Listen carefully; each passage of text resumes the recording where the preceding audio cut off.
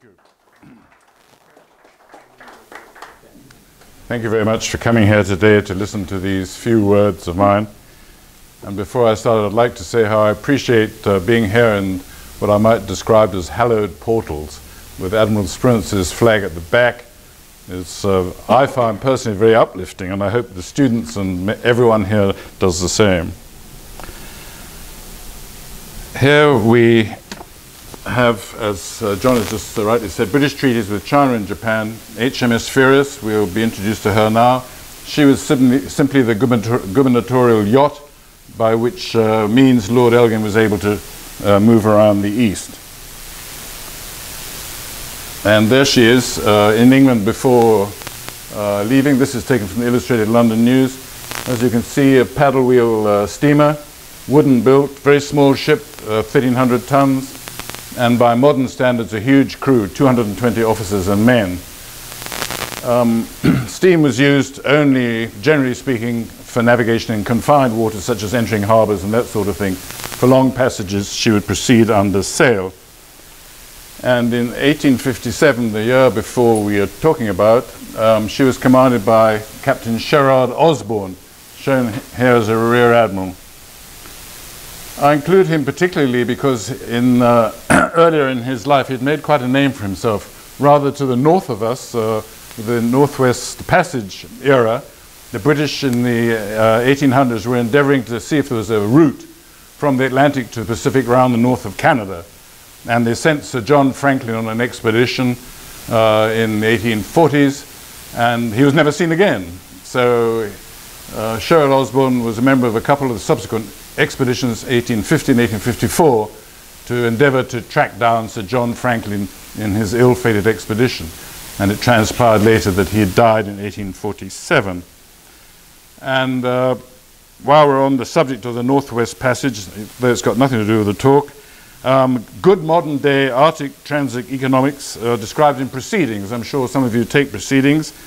This year, the July 2013 edition, very nice article by Stephen Carmel on the modern-day economics of that still dubious route. Page 38 in Proceedings, July this year. Subsequently, he had distinguished himself, Captain Osborne had distinguished himself during the Crimean War, 1853 to 1856, when he commanded the sloop Vesuvius in the Sea of Azov. So he had a history of a bit different from the normal run.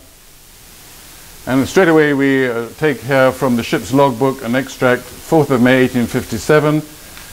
This is just before she set sail from England. You can see here lit fires and weighed at 11:30. And one of the principal objects of her proceeding east was to escort these 12 small gunboats. They'd been built for use in the Crimean War in shallow confined waters, and the Crimean War just ended, as I've said, and it was perceived that the good use would be made of these craft in similar shallow waters on the China station. As I say, she left England on the 4th of May down to Madeira, if you can imagine, across to Rio, and then a huge route around from Rio to Java Head, right round the tip of South Africa, didn't touch in South Africa at all, and Java Head, as you know, is on the western tip of Java between Java and Sumatra, by Karimata there. Huge, huge passage. And then up the Borneo coast, across to Hong Kong, and the last ship in was Firm, escorted by Furious, arrived in Hong Kong on the 22nd of November. So from 4th of May to 22nd of November to escort that small flotilla to the east. Now, as befits the era, my reference to Chinese names will be according to Wade Giles' romanization and not the modern system. Basically, the trouble had arisen in the Far East in October, as early as October 56, when the Chinese authorities at Canton, in the south of China, had seized a small craft, or launcher, called Arrow, lowered the British flag and arrested the crew, a number of whom they accused of being pirates. And you can imagine the British were infuriated by this illegal act. And in part owing to the strong characters of two of the men involved, Sir John Bowring, who was governor of Hong Kong at the time, and the imperial viceroy Ye Ming-chen, he was viceroy in that southern part of China based at Canton. Both very strong, powerful personalities. generally tension and violence escalated. And the whole pot was kept boiling, or had been already started boiling, earlier in 1856 when a French missionary, Auguste Chapdelaine, had been murdered next door to Canton Guangxi province. The French were outraged, pretty obviously. The long and the short of it being that the French and the British, recent allies in the Crimea, now became allies to deal with what they perceived to be the problem in China, mostly deriving from the controversial opium trade. It was these latter acts, the Arrow affair and the murder, that proved to be the final pieces of straw that broke the camel's backs, the patience of the two European powers. With tension escalating, the British appointed their highly regarded administrator and colonial governor, James Bruce. He held two titles. His primary title was 8th Earl of Elgin, and also he was the 12th Earl of Kincardine, both in Scotland there. And he was dispatched east as their plenipotentiary, which means he had the authority to basically do what he liked. He was overall supreme commander over all British interests in the east. And here we have a map. We'll get down to details in a moment. Just briefly, there's the Sea of Azov, where Captain Osborne had made his name, in the shallow waters just to the east of the Crimea. Suez Canal had not been built, only going to be opened in 1869. So Lord Elgin made his way to Suez, crossed overland to Suez on the south side of the isthmus, and took passage to Gaul in the P&O ship Bentinck. And when he arrived in Gaul, which was on the 26th of May, so just about the time that Osborne was sailing from England, he first heard of the outbreak of the Indian Mutiny, which had broken out at Meerut, 40 miles from Delhi, just a few days earlier on the 10th of May. At this early stage, no one was quite sure of the seriousness or otherwise of the problem. Gaul was the port of entry along those days. At Colombo, the breakwaters had not been built, and there wasn't a harbour there. Gaul was the old harbour. In fact, if you ever go there, there's rather a splendid old Portuguese fortification still maintained, magnificent memory of days gone by, long, long ago. Anyway, from Gaul he proceeded to Singapore in the P&O ship Singapore, and there he arrived on the 3rd of June. And it was at Singapore that he heard from his old Corpus Christi Oxford university colleague, university contemporary, that the mutiny was proving to be quite serious. It wasn't just a little unrest with the natives, it was an important general uprising. Immediately, in a magnanimous gesture for which in due course he was to receive much credit, Lord Elgin ordered that all the troops dispatched east in support of his own missions to China and Japan be diverted to help George Canning in India. And then his lordship continued on from Singapore to Hong Kong to see how the land lay there, and to order troops from Hong Kong also to India to assist in the British effort there within that country. His lordship also visited India himself, and it was only in September 1857 that he was able to return to Hong Kong to get on with his own business, that of China and Japan. That was, I say, in September. Shortly thereafter, on the 22nd of November, furious, having rounded from Rio, this huge passage round to Java Head, there, as I've mentioned, on the western tip of Java. This, and up the coast here, the Borneo coast, you have to take this passage up past Palawan and across from Luzon to Hong Kong. And furious, as I said, arrived there on the 22nd of November with Firm, the last of the little gunboats of those 12. All of them escorted safely, by the way. They're small and, of course, mighty uncomfortable in any sort of a sea, but the advantage is that anyone who's served in small ships, you're a bit like a cork. You bob around on top, and there's very little risk of harm coming to you unless there's an overwhelming waves or something of that nature. Prior to commencing negotiations with the Chinese in Peking, Beijing today, the seat of the emperor was in the north, and we're talking about this area here. Remember, the trouble the French and the British were having with the viceroy down in Canton, just adjacent to Hong Kong, the British and French perceived that that should be attended to first. Consequently, on the 28th of December, the bombardment of Canton commenced. Commissioner Ye was captured just a few days later, on the 5th of January 1858, so we're into our year now, and he was sent into exile in Calcutta, where he died in April 59. In passing, there's quite a nice, it's not flippant, there's quite a nice little tale about taking Ye into exile. The ship which took him was Inflexible, a small sloop commanded by George Brooker. And George Brooker wrote subsequently, on finding himself in the ship, Ye asked if he might be so bold as to inquire if it was intended that he should be executed. On being assured that such was not the case, the story goes that then he settled in to make himself as comfortable as possible with whatever food and drink the ship's galley was able to provide. So he was looking after number one in fair style. Having dealt with the problems there, it was time for Lord Elgin to proceed to the north. Accordingly, from Canton, he addressed a letter to the seat of Manchu power, Chinese Manchu power in Peking, outlining the terms of a proposed treaty. Although they had not participated in the occupation of Canton, this communication to the emperor was made on behalf of Russia and the USA, in addition to the active allies France and Britain. So you see already general coming together as common political bodies, the Western powers, to try and attend to matters in China. This is 1858.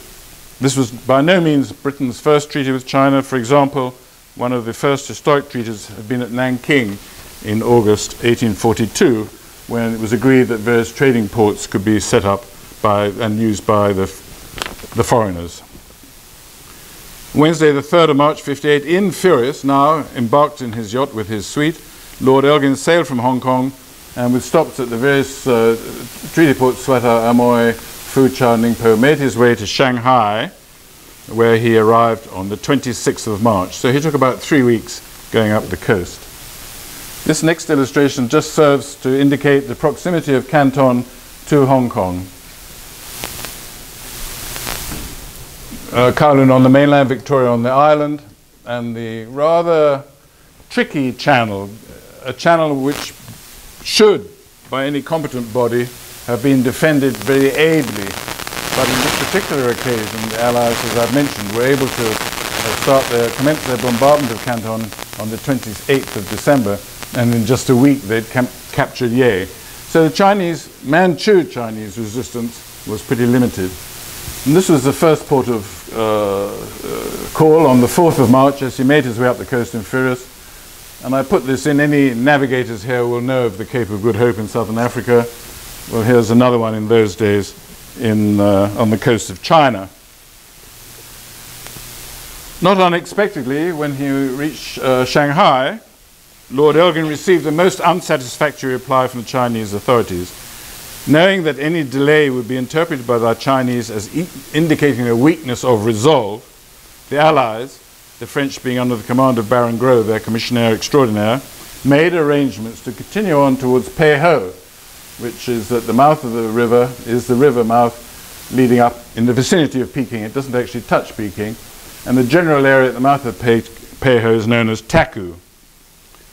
A couple of days prior to leaving Shanghai on the 10th of April, His Lordship requested the British C&C, who was Rear Admiral Sir Michael Seymour, send all available gunboats to the Pei Ho, as there he knew, and extract from his diary, they would be indispensable if it should be necessary to ascend that river to Tientsin. So you can see His Lordship had been well advised and had done his homework. These are very shallow waters, and we'll see in a moment the entrance to the Pei Ho is indeed extremely shallow. All of us are familiar with the phrase, blood is thicker than water.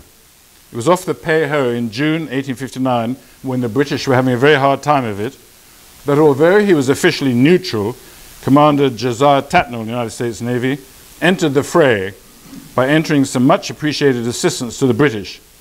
That was his explanation for breaking neutrality rules. Blood is thicker than water.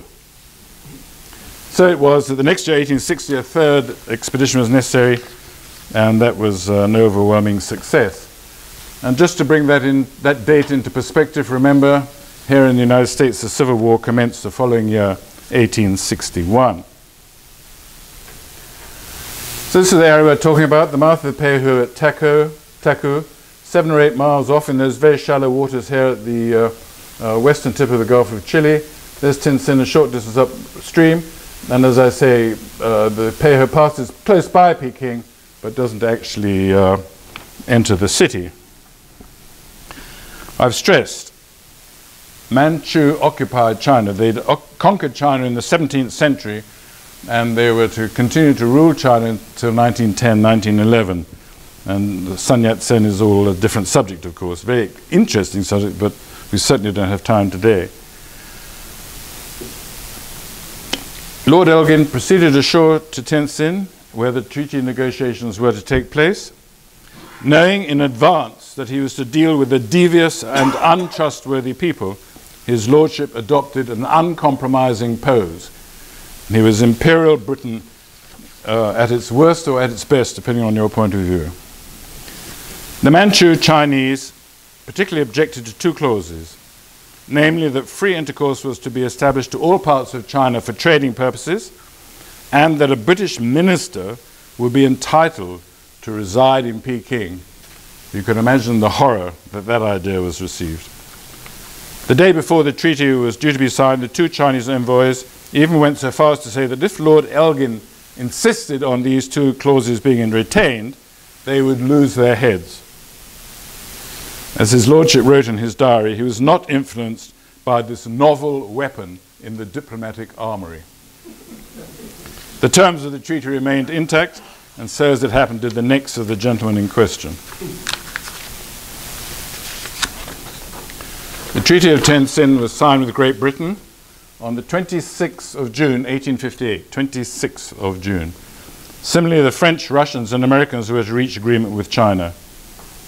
In addition to an indemnity being paid, a number of new trading ports were to be opened, including in the Yangtze, as far upstream as Hankow. And I put that in especially to remind us all how very radical that was. The interior of the empire, Hankow is 636 sea miles up the Yangtze in the inland of China. So that was a gigantic step, a gigantic concession for them to make to the hideous British. Subsequently, his lordship embarked in Furus on the 6th of July out here. The attempt was made to view the tourist now, Shanghai Guan, where the Great Wall enters the sea, or comes to the seashore. But it was a vile day with drizzling rain and low cloud. So without further ado, Captain Osborne altered course, and they made their way to Shanghai, where they arrived on the 12th of July. Now, some of you, I'm quite sure, have been to Shanghai. 14 miles up the Wangpu here, 45 miles down to the open sea, Yangtze here, and that's the way up to Hankow, another 600 odd sea miles. So come up from the sea, South China, this is all a bit shallow, port your helm, in past Wusong, 14 miles up, and there's Shanghai. Even in those early days, was showing signs of developing to become the greatest trading and shipping center in China, which it is today. And just to add emphasis to that remark, we were there in 2008, so a little while ago, and 2 or 3 of the guides told us that all the construction cranes, we could see on every angle in Shanghai, half the construction cranes in Asia were in Shanghai at that time. Quite incredible. The situation now was there remained a couple of small tariff details to be sorted out in connection with his lordship's recent diplomatic success at Tenzin. The total tone of the relevant communications received from Chinese was positive, but it would take a few weeks for the envoys to reach Shanghai. Encouraged by the cooperative attitude of those empowering Peking, and perceiving that he had sufficient time in hand, Lord Elgin now decided to proceed with the second part of his mission to Japan. Accordingly, on the 31st of July, he re-embarked in Furus. Captain Osborne weighed early in the morning, down into the Yangtze, starboard his helm, and off towards Nagasaki in Kyushu, which we'll see now. Shanghai to Nagasaki, short distance, 450 sea miles. And here's the port we're talking about, Kyushu, Honshu, Shikoku's just here, Strait of Shimonoseki, Korean Strait. Tsushima, south coast of Korea. This is the scene of Togo's great victory in 1905. Hirata I put in because that was the first trading station permitted by the Japanese in early days when the British, Portuguese and Dutch came to trade there. The Portuguese had arrived here in 1543, so just 55 years after their amazing achievement in rounding the Cape, the first European power, if you like, to proceed to the east by sea. And just 55 years later, they had reached Tanegashima, another one of their amazing achievements in that very, well, difficult era. The Portuguese had brought with them Catholicism, which the Bakufu, the government of the shogunate, didn't like, so they were banished. The British didn't make any money, so they left. And in 1641, the shogunate said that the Dutch should proceed and establish their base there, at their trading station there at Nagasaki. As I've hinted, the Japanese leadership of the day consisted of the shogunate, the Tokugawa shogunate, three families, Tokugawa shogunate. And Ayasada was a shogun at that time, and his government, the Bakufu. The emperor himself, who was Komai at the time, lived in virtual isolation in Kyoto. He held a curious position, hereditary and respected, but virtually powerless. For well over 200 years, from this tiny island in Nagasaki Bay, Shima means island, Deshima there was an artificial creation, that tiny little island. For well over 200 years, the Dutch were confined to that trading post. And they were permitted one or maybe 2, 3 trading vessels a year from the capital of their East Indian Empire in Batavia, or Jakarta as it's called nowadays. 200 years of isolation with various, it wasn't enforced rigidly by all the shoguns according to their particular feelings and interests. Some who were interested in outside activity encouraged the Dutch a little more.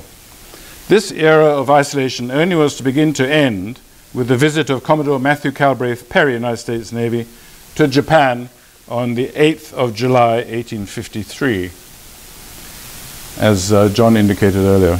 He brought with him an introduction from President Millard Fillmore.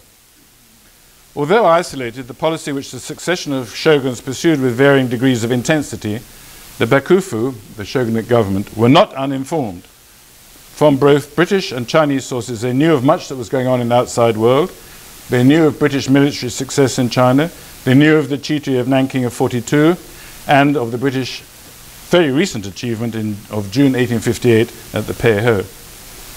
Similarly, from Dutch sources, they had known in advance that from the USA, Perry was coming in 1853, and in due course was to sign his treaty at Kanagawa, which he did the following year, 31st of March, 1854, as John indicated. One of the clauses agreed to by the Japanese covered the residence of an American consul in Japan. The first was Mr. Townsend Harris, who was appointed by President Franklin Pierce and who took up his post in the summer of 1856. So just 2 years before the period we're talking about.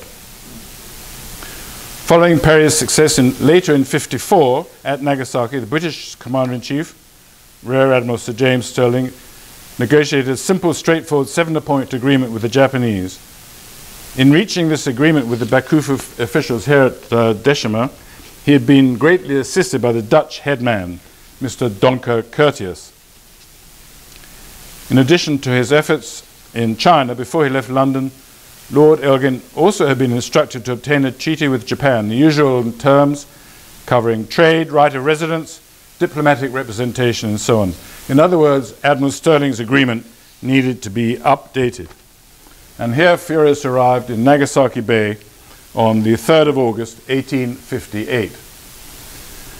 And these are extracts from Lord Elgin's diary, which are just 3 little paragraphs which I've included, because I think quite interesting.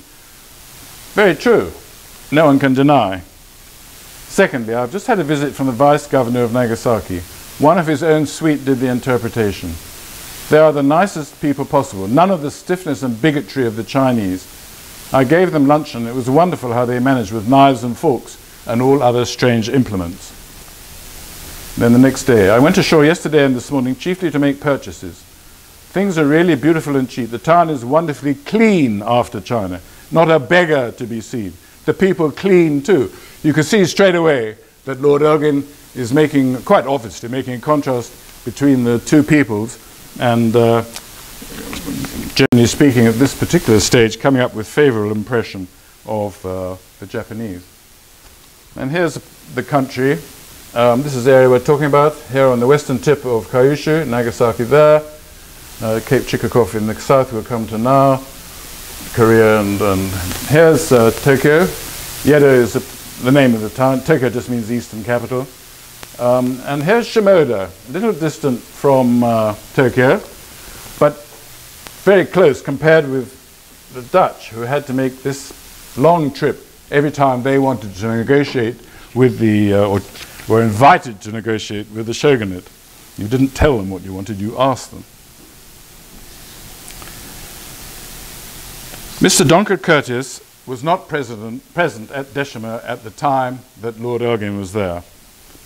As can be imagined, with the appointment of the first American consul, Mr. Townsend Harris, who was permitted to live here at Shimoda, there arose an element of competition between Holland and the USA, each country endeavoring to outdo the other in securing improved trading conditions.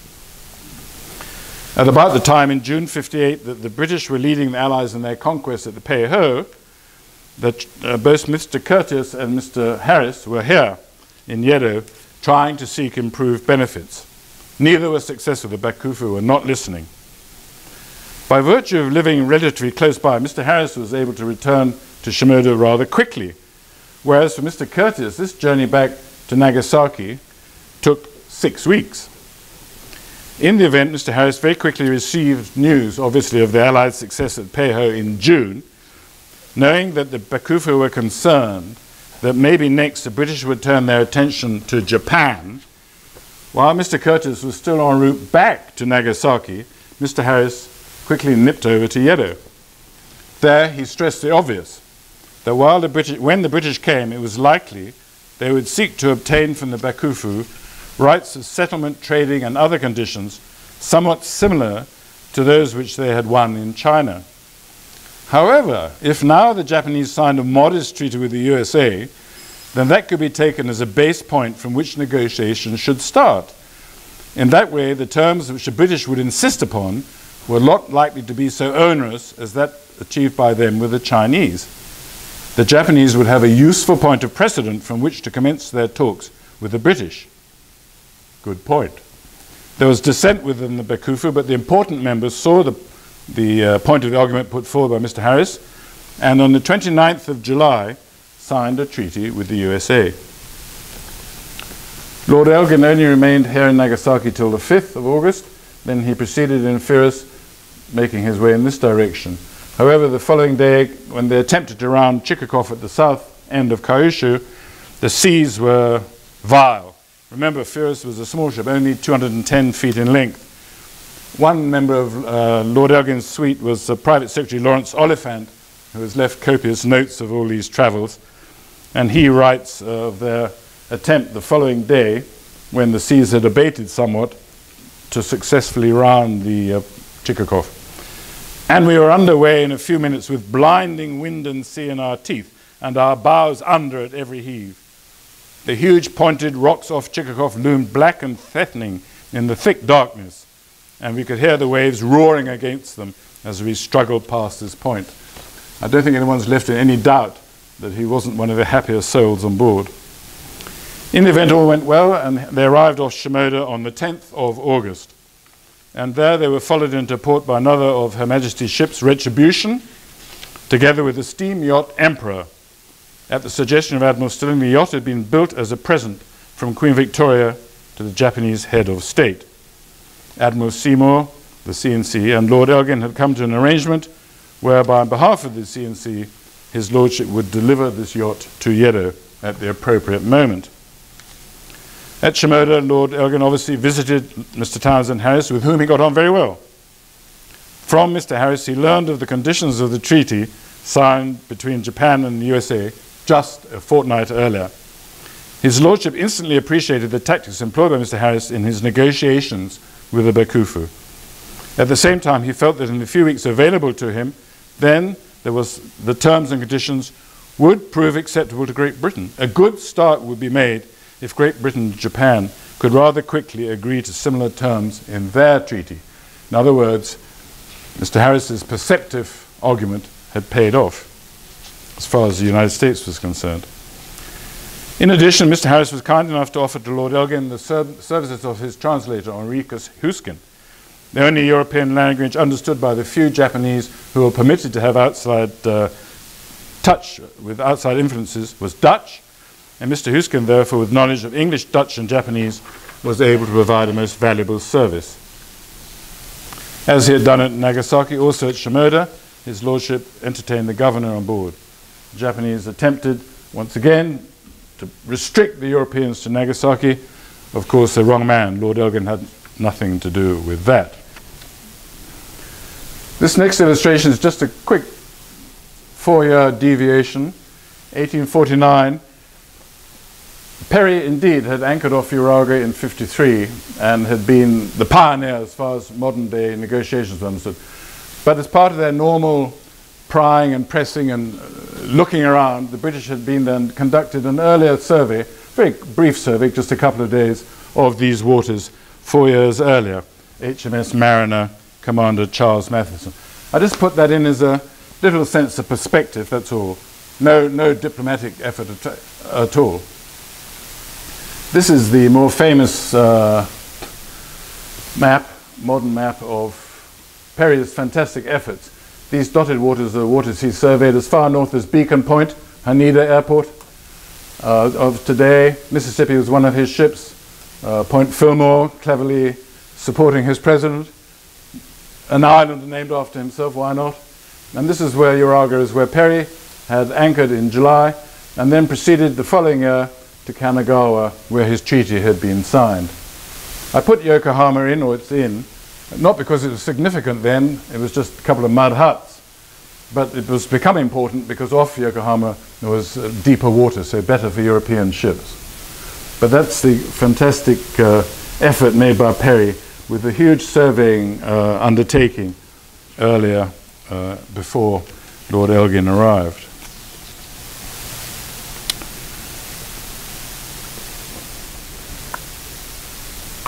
This is the British update of 1858,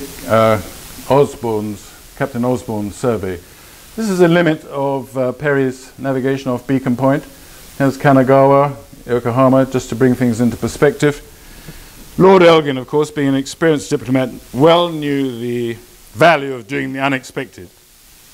With leads going, Captain Osborne pioneered this first passage up to that point, past Kanagawa, past the limit of Perry's soundings, and horror of horrors, up towards Yedo itself, where no Western ship ever before had ventured. Absolutely correct. Nothing like it had ever been seen before in Japan, nor even been contemplated as at a most remote possibility. Remember, 2 centuries of isolation, no foreigners allowed in, and no Japanese allowed out. Appalled, the various Japanese officials who were permitted to board Furious tried their best to persuade his lordship to return to Kanagawa. They knew there wasn't a chance of getting him back to Nagasaki, but at least they tried to get him to go to Kanagawa. Here's a metal, we see something of the metal of the man. Not only did Lord Elgin refuse, but actually gave instructions that the ship should proceed further in towards Yedo, to that spot which I've outlined in blue. Just to bring things into perspective a bit, there's the Shogun's castle today, the Imperial Palace. The waterfront, of course, is hugely different with land reclamation, and this red dot is the scene of the first British embassy. But this is the seat of shogunate power. In obedience to Lord Elgin's instructions, Captain Osborne sent out boats to Sound, and the next day proceeded in further, just a mile off city limits. And he trimmed the ship's draft to 15 feet, even keel, so he could get in within a mile. And there on the 14th, they were joined by the gunboat Lee, Commander William Graham. And Lee, of course, was one of those small gunboats Furious had escorted out from England, and indeed at the Peiho was to be lost in 1859, along with a few other British warships against that fierce Chinese defense. On 15th of August, a party of senior Japanese officials came on board Furious. In the usual Oriental manner, the question of face and status had to be considered. Earlier, a number of junior officials had been sent on board to attempt to negotiate with his lordship, but he had remained firm in his refusal to even meet with such representatives until men of appropriate rank were produced. And such a group appeared on the 15th of August. One member was a shogunate admiral, a very intelligent, well-bred man, according to the diaries, who showed himself to be familiar with aspects of the layout of Furious, including her engine room even. Lord Elgin handed this group a draft of his proposed treaty. Also, discussions were held concerning the question of accommodation ashore for the first British embassy. Now, straight away, Lord Elgin picked up divisions. In the course of these discussions, Lord Elgin quickly discovered that an element of disunity existed within the Bakufu and the daimyo. The daimyo were the right-wing conservative samurai leaders of their own fiefdoms, the Han, within Japan. And the Bakufu, by virtue of their extra experience, if you like, with international dealings, were aware that those hard right-wing attitudes had to change, but there was dissension. And so straight away we just have another quick extract from his lordship's diary on the 16th of August. Chief interpreter told one of my party, the princes who have come off to me, those were the Bakufu members, the admiral and his colleagues, and this is the spirit of the government. But some of the hereditary princes, the samurai daimyo, are very much opposed to intercourse with foreigners, and that some little time ago it was apprehended they would raise a rebellion against the government in consequence of the concessions it is making. So Lord Elgin immediately picked up this potential division within the Bakufu administration. And then the last bit, of course, pretending that his friends never believe a word they say. Well, that still goes on today, of course. So here we see at the highest level in the British delegation intimation given surrounding domestic circumstances then prevailing within Japan. This is 1858. In just under 10 years was to result in the end of the Tokugawa shogunate with the resignation of Tokugawa Yoshinobu and the apparent revival of the power of the emperor, Mutsuhito, the Meiji Restoration, 1868 to 1912. Just let me relate, while we're on the subject of his lordship there in Tokyo Bay, Yedo Bay, with the various officials coming on board to see him. Remember, he was Earl of Kincardine and Earl of Elgin. In Japan at the time, it was the accepted custom for any official to be accompanied in all negotiations by his ometsuke, or eyes in attendance. In other words, a spy who was there to report any indiscretions or inappropriate conduct. So naturally, whenever Lord Elgin received Japanese guests on board the ship, they looked around discreetly to try to detect the ometsuke accompanying his lordship. Of course, none could be seen. However, when later they saw that he signed himself Elgin and Kincardine, then they supposed that the wily Kincardine, nowhere to be seen, was somewhere there keeping a secret eye on Elgin.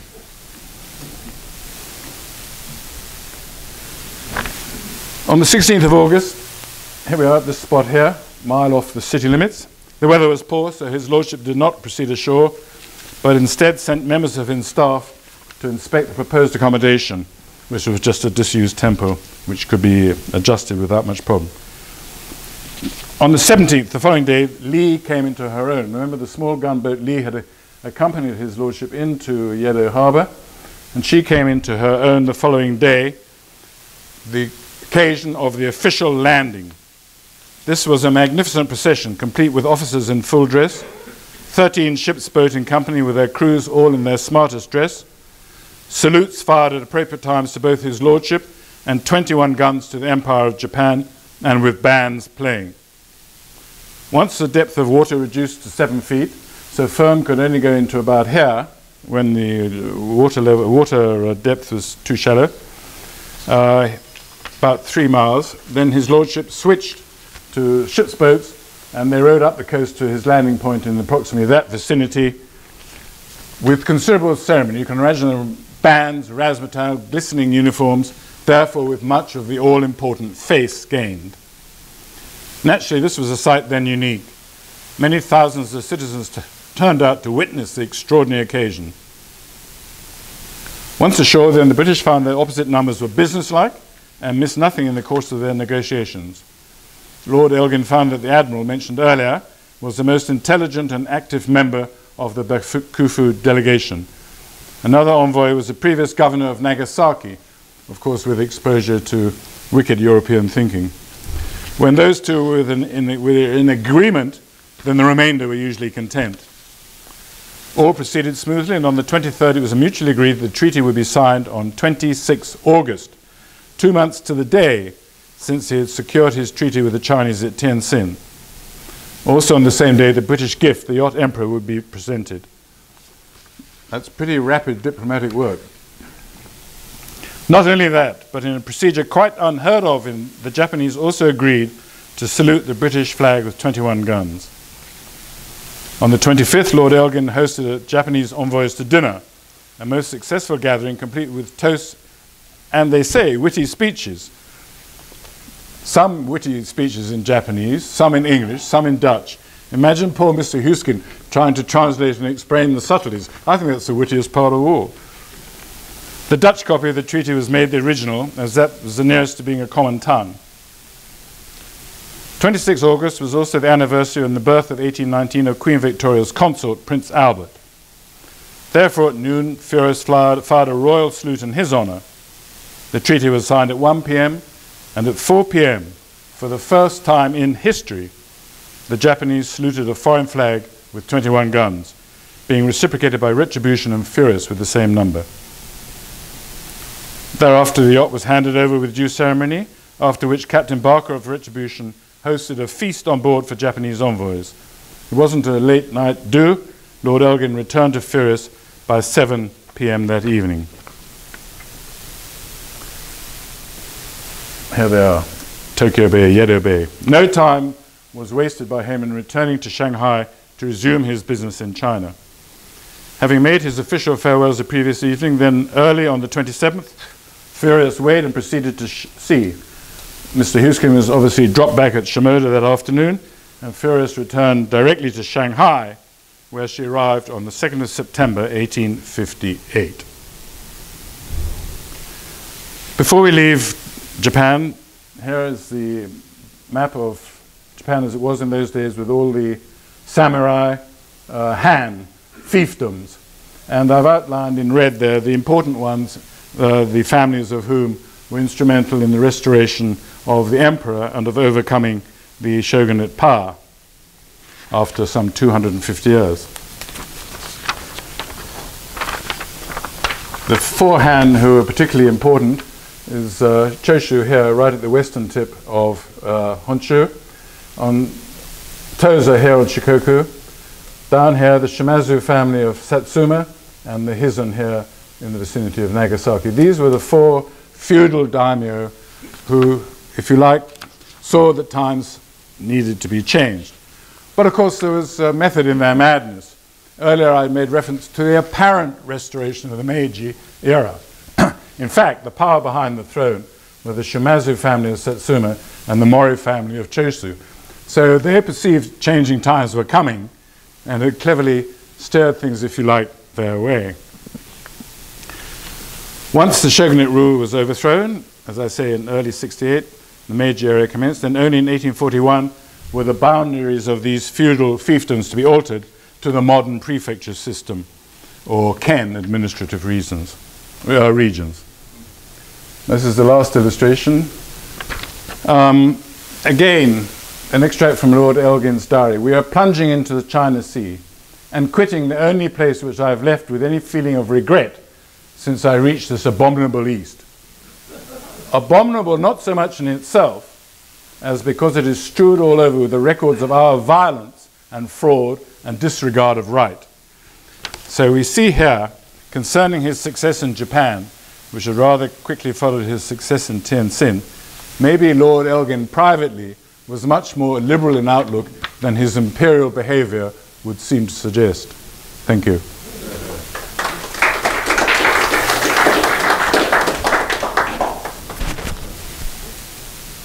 Yes, sir.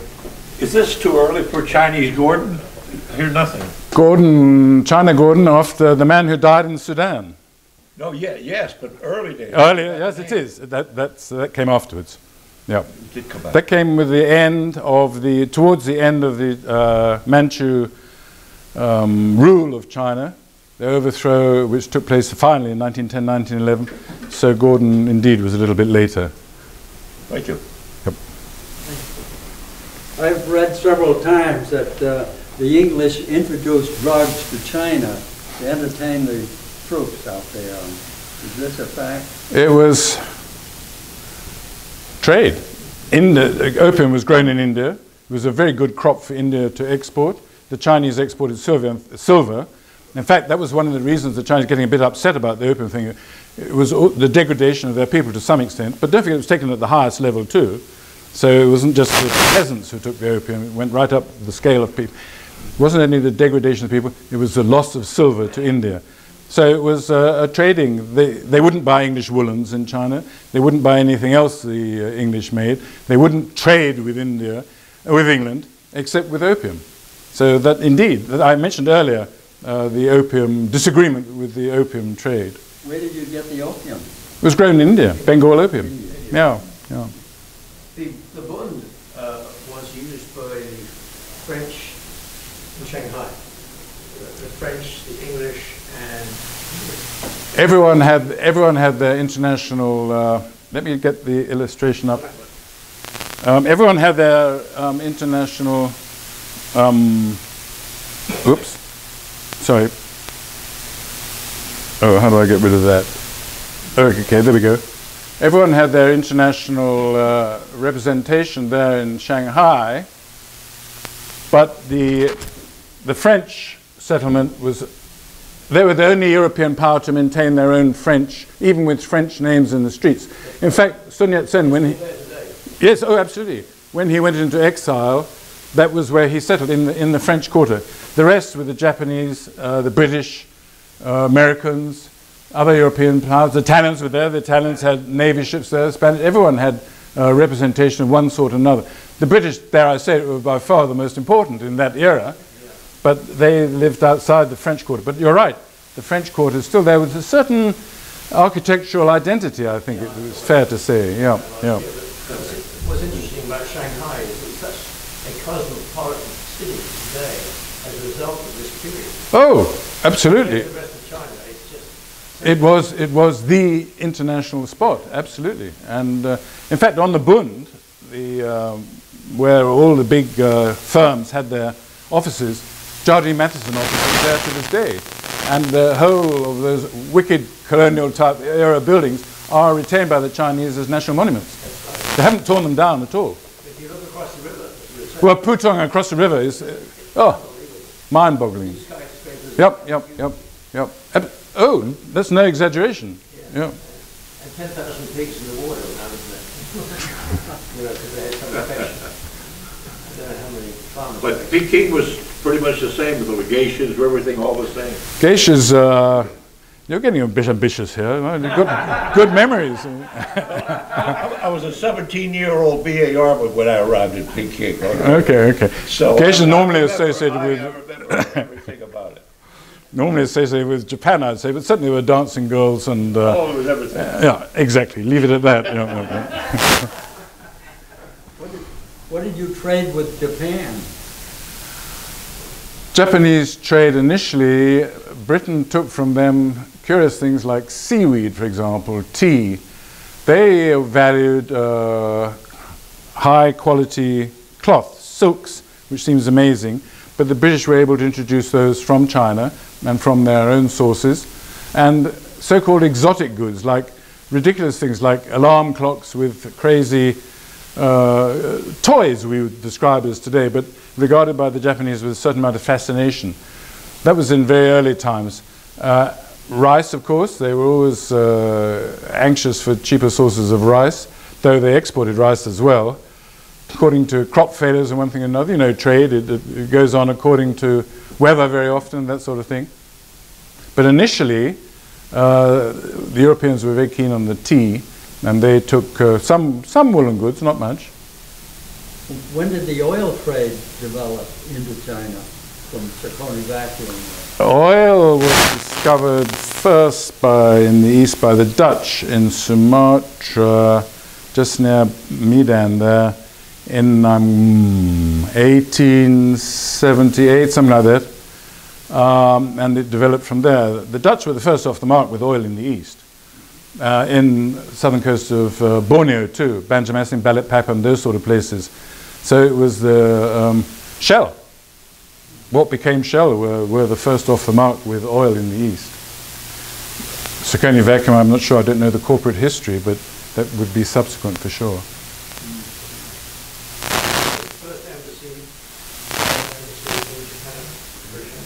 In the accepted sense, the Dutch had their trading post at Nagasaki, and the Americans, as I've just related, had for a couple of years had their consulate at Shimoda. Actual embassy was British, I think, established there at the pretty close to the Shogunate Palace in Yedo. Shimoda was the principal government city. No. That was why Mr. Harris was kept away from the seat of power, if you like. He still had to make the journey into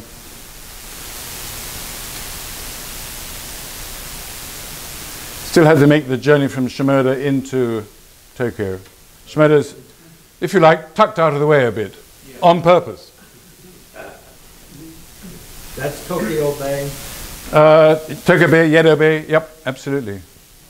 Tokyo is just eastern capital. Did Elgin harvest his Greek marbles? That was Dad.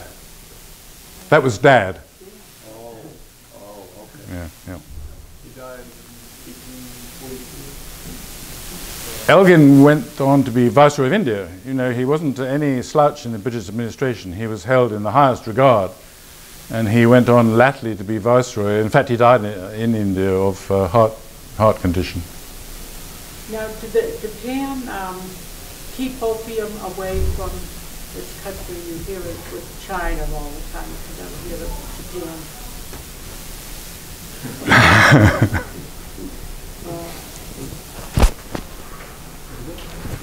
All right. Well, thank you very much.